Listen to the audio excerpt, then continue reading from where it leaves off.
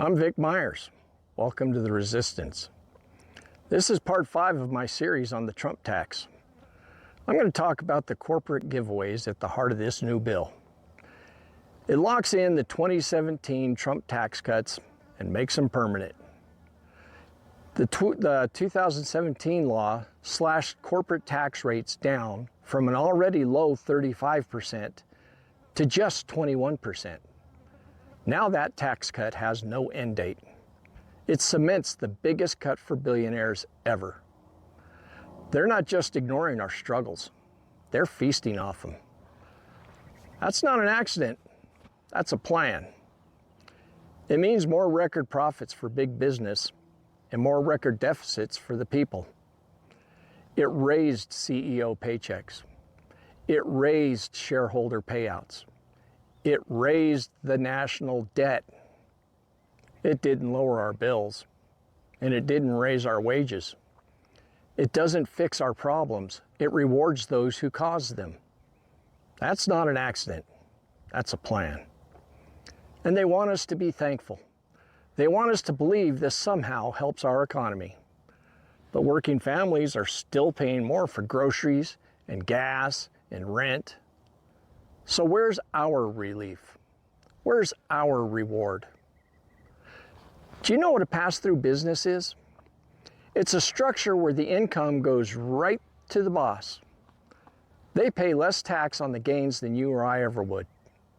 It's how hedge funds and law firms and landlords dodge what they owe. They call it small business, but it's really tax sheltering. This bill keeps the tax break for pass-through businesses. Just like before, it helps the people who need it least.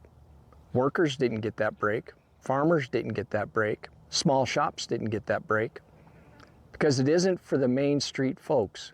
It's for the billionaire class. That's not an accident. That's a plan. Now, they'll say this creates jobs.